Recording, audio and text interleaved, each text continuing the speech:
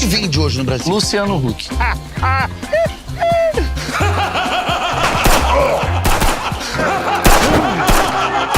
Mata não, quero ele vivo! Vocês nunca vão repetir o sucesso do primeiro! Nunca! Olá pessoal, tudo bem? Eu sou Jana Montenegro, aqui no Cinepop, e hoje eu trago para vocês uma entrevista super legal que eu fiz com o ator Paulinho Serra e com os diretores Marcelo Bota e Marcos Jorge, diretores de Abestalhados 2, uma super comédia que já está em cartaz nos cinemas brasileiros. Vem comigo! Olá pessoal, tudo bem? Eu começo perguntando, né? Eu acabei de estar com vocês numa pré-estreia super calorosa de Abestalhados 2 no Festival do Rio, e eu queria saber como foi a recepção do público, né, do filme. Afinal, o filme fala sobre filmes, né? E é uma comédia num festival, gênero que não é muito receptivo ali nos festivais. O filme estar no festival de cinema já é um marco, assim, né? Porque tem poucas comédias que eu me lembre. Na verdade, não me lembro de nenhum. É difícil, é um gênero que às vezes é colocado um pouco de lado, assim, no geral, não é muito cult, tal, mas o filme é mais do que uma comédia só, né? O filme ele tem situações de aventura, ele tem romance, tem jet ski, tem muita cena de aventura de moto, perseguição, de luta. Então, acho que ele vai além da comédia tradicional que a gente está acostumado aqui no Brasil. É um gênero novo para a gente brasileiro, mas que a gente está se apropriando, e acho que vai ter muito mais filme parecido nesse formato, assim, mockumentary. Foi incrível o Festival do Rio, a estreia. A gente está sempre com aquele frio na barriga. Quem faz comédia nunca sabe se as piadas vão funcionar, né, com o público, mas eu fiquei nos primeiros 5 minutos já fiquei muito feliz que o público riu a cada piada e até onde eu achava que não tinha piada, e teve momentos de gargalhada coletiva e aplaudido. Nos créditos, os conteúdos, que a gente fez um filme que tem conteúdo até o final dos créditos, todo mundo ficou na sala e riu e assistiu até o final, até a última coisinha, que é o que a gente mais espera quando faz um filme, né? Que dá tanto trabalho, que as pessoas vejam com atenção. Então, não teve um momento de distração, eu não vi ninguém levantar, né? Uma coisa que é comum em filme de festival, as pessoas às vezes se cansarem do filme e saírem no meio. Tava todo mundo ali junto, e é isso que eu tenho falado, que acho que Abestalhados 2 é um filme que tem a chance de unir, né, as pessoas, porque a gente vive um momento de tanta divisão, né, que a gente pode, todo mundo junto, assistir um filme que não tem barreiras, que é para a família inteira e para os amigos e para ir junto no cinema. É um filme divertido, engraçado e sobre as relações humanas, sobre como a gente, mesmo brigando muito, em família, em amigos, a gente sempre quer ficar junto e fazer as coisas junto. Vocês acham que a comédia, pelo menos assim, a meu ver, né, ela é um gênero muito orgânico, né? A pessoa tem que entrar no filme, tem que sentir o filme, senão o filme não acontece. Tem um pouco disso para vocês? Pô, que legal o que você está dizendo, porque a comédia é muito. A gente sabe que a comédia é muito difícil, né? Porque, de fato, acho que você fez uma observação muito inteligente. Ela só funciona se o público entrar dentro do filme, porque ele participar da comédia. Porque o legal, no fundo, quando a gente ri de uma comédia, a gente está rindo da gente mesmo. Quando a gente consegue se identificar com aqueles personagens e a gente reconhece os nossos defeitos, as nossas, né, esquisitices, é quando a gente ri de verdade, né?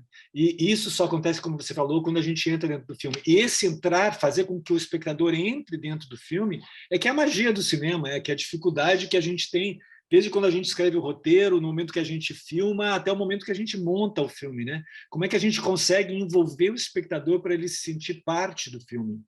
E quando o Marcelo diz, pô, o público inteiro riu o tempo inteiro, a gente sente que a pessoa entra no filme e não sai mais, ela fica lá dentro, capturada pela história, rindo o tempo todo, e no final os olhos brilham, né? Porque você viveu 1h30 de uma experiência muito gostosa, rindo de si mesmo, né?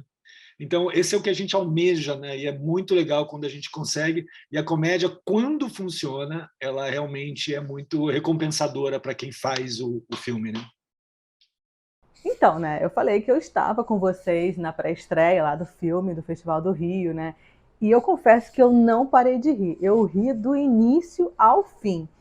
E eu penso assim, né, com vocês como diretores, né, de um filme, dirigindo comédia, né, em que os personagens estão dirigindo um filme, ou seja, é um filme dentro do filme, que é um deslocamento, né, porque é um filme dentro do filme, que estão falando de um filme, então assim, é um universo cinematográfico ali, e que começa a existir de uma forma orgânica ali dentro desse filme. Então, pergunto para vocês, qual é o limite da criação do jogo entre a realidade e a ficção? Existe algum limite? Ela falando, a Janda falando agora, Marcos, estava pensando, a gente fez quase que um Inception da comédia mesmo, né? Porque Sabe que eu lembrei a mesma coisa, Marcelo, Inception, completamente. qual que é o nome em português? Eu não lembro, mas é esse filme do Nolan, que é o Christopher Nolan, que é um filme, um sonho dentro do sonho, né? Eu acho que a gente acabou criando isso, né? E até o filme dentro do filme, a gente vê o filme acelerados que eles estão fazendo através de fragmentos. Então, é quase um trabalho arqueológico de você juntar fragmentos e acho que cada um vai imaginar o todo, né? Como que é esse filme que eles estão fazendo, que é uma coxa de retalhos sem pé nem cabeça. Eu tenho um amigo, Tetel, que trabalhou muitos anos na Fox, Disney, agora está na CNN. Ele foi na pré-estreia também, na estreia no Festival do Rio, e ele me falou, Bota, teve um momento do filme que eu estava nervoso, que eu falei, como que esses caras vão amarrar esse filme? E no final, quando quebra a quinta parede, tudo fez sentido. Então, acho que a gente criou uma comédia que também vai dando um nervoso bom, assim, porque você vai querendo ver o que vai acontecer, cara, né? É uma comédia de aventura, então eles têm um objetivo final, que é fazer o filme. Então, acho que a gente um pouco torce, um pouco quer que o filme fique pronto para ver ele, e no final o que acontece não é nada disso, né? Não vou dar spoiler nenhum aqui, mas o que acontece é uma outra terceira coisa que é muito legal, porque eu acho que ele traz uma série de reflexões ali sobre formas de fazer cinema, sobre uma forma mais antiga de fazer cinema e uma mais nova, e sobre a necessidade da gente, como produtor de conteúdo, né, olhar para a gente mesmo também sabendo, como o Marcos falou, rir de si mesmo, né? Acho que essa é a grande coisa, a gente aprender, rir de si mesmo e aprender para se desconstruir e tentar fazer um cinema cada vez, enfim, mais contemporâneo, mais atual, né? Sabe que quando a gente fala do filme dentro do filme dentro do filme, eu fico pensando sempre quando a gente vai num show de música e de repente os músicos começam a tocar uma música que todo mundo conhece e o público aplaude logo no começo. Eu li uma análise daquilo, uma vez uma pessoa muito sagaz disse: as pessoas não estão aplaudindo os músicos por estarem tocando aquela música, mas elas estão aplaudindo a si mesmas por terem reconhecido com poucas notas aquela música.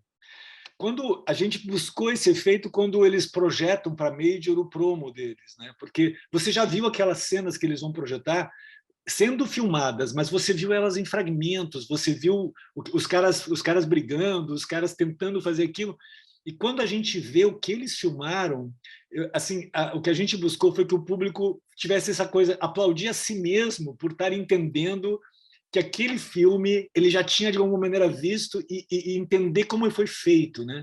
Eu acho que a gente busca muito essa coisa, essa comicidade no filme que não é escrachada, que não é, mas é uma comicidade que usa o espectador, faz parte da piada. Eu acho que a gente buscou muito colocar o espectador para dentro do filme, Janda. Você, muito legal você dizer isso. Que bom que você gostou.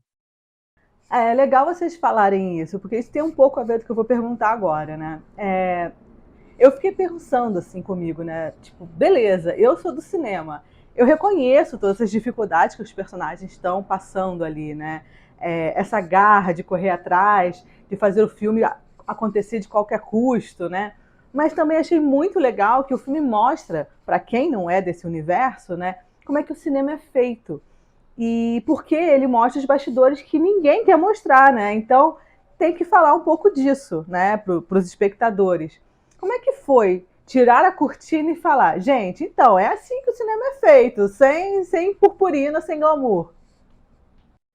Eu não sei, eu tenho falado isso assim, né, hoje aqui em algumas entrevistas, que eu, pessoalmente, eu tenho quase um encantamento com filmes que são bastidores de filme, sabe? Eu tenho uma memória da minha infância de vendo Cantando na Chuva pela primeira vez e depois outros tantos filmes, comédias e até filme de terror que se passam em sets de filmagem, né? Eu sempre achei isso muito legal, acho que porque eu tinha vontade de trabalhar com cinema, então eu ficava imaginando um pouquinho de como era. Eu acho que hoje a gente vive uma coisa muito louca que toda criança quer ser youtuber, todo adolescente já é um produtor de conteúdo TikToker, né? Todo mundo se tornou um produtor de conteúdo. Então, o bastidor é uma coisa interessante, desconhecida, mas ao mesmo tempo um pouco familiar também, porque as pessoas elas veem nos stories, os bastidores, cada vez mais no Instagram do ator, da atriz. Então, esse bastidor começa a ser mostrado. Então, ele é um universo já meio comum, né? Até a pessoa mais simples reconhece a linguagem do que é um bastidor. Só que aí, quando a gente teve a chance de entrar numa comédia nesse universo e trazer, né, todas as histórias que a gente viveu, ouviu falar e os absurdos que a gente começou a simular que poderiam acontecer nos bastidores desse filme maluco, a gente foi encontrando muita coisa que tem a ver com as relações humanas, assim, né? Então é um filme sobre também, apesar de ser sobre cinema, poderia ser replicado para outras profissões, né, Marcos? Poderia ser sobre uma família. Tem uma coisa muito legal também que a gente buscou muito no filme, é de filmar as cenas de ação que depois eles mostram e a gente vê que elas funcionam do jeito que eles filmaram. Então, ser muito realista nesse aspecto do filme. Então, se você prestar atenção, a gente está usando os planos do jeito que eles filmaram. Claro que não é o que eles filmaram, porque eles são atores, mas a gente filmou do jeito que eles teriam filmado naquelas condições que nós os filmamos. E isso é muito legal, porque uma coisa que eu sempre fui fascinado é com a linguagem cinematográfica, o quanto o cinema é uma arte do encantamento e da burla, né? O cinema é isso, a gente faz uma coisa totalmente artificial e que tem que parecer real, e a gente usa uma técnica, a montagem cinematográfica, que é uma magia, né? Então a gente quis muito colocar essa magia do cinema na tela, que é uma coisa realmente encantadora, né?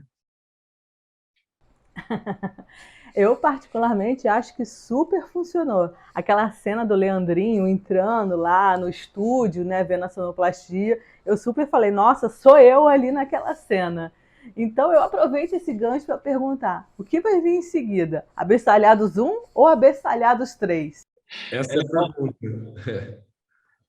É muito legal que quase todo mundo está perguntando para a gente isso, né? A gente está super feliz hoje, porque a gente pensou um pouco já em algumas possibilidades, Abestalhados 1 ou Acelerados, fazer o filme que eles estão fazendo, ou Acelerados 2.2, ou Acelerados 4, para fugir do Acelerados 3. A gente está ficando muito estimulado assim, a continuar. Tomara que o público prestigie a gente, ria como a gente deseja que as pessoas riam, né? E para a gente poder fazer o Abestalhados 2.2 ou Abestalhados 3, a gente não sabe direito. Abestalhados 1 ou 0. O que você acha, Janda? O que você queria ver? O Abestalhados 1 ou Abestalhados 3? Mas aí eu vou dar spoiler se eu falar o que eu queria ver. Mas eu queria ver aquele festival para onde eles vão. Essa é a história que eu queria ver. Legal. Curioso você falar isso, Janda, porque a gente tinha uma cena que ia acontecer durante o festival e a gente substituiu por aquela conversa no WhatsApp, mas realmente dá para, a partir dessa história na França, eles indo para a França de Papagaio de Pirata da Glória durante o festival, foi uma ideia boa. Se a gente realizar, a gente vai ter que colocar a Janda nos créditos ali. Legal, Janda, muito obrigado.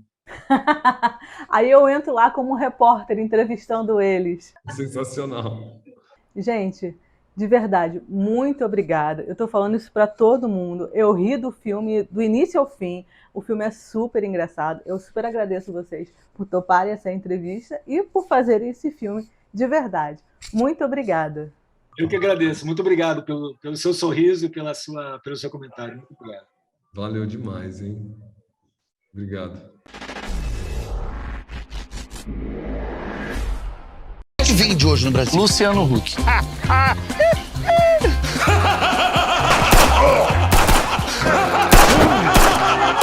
Mata não, quero ele vivo! Vocês nunca vão repetir o sucesso do primeiro! Nunca!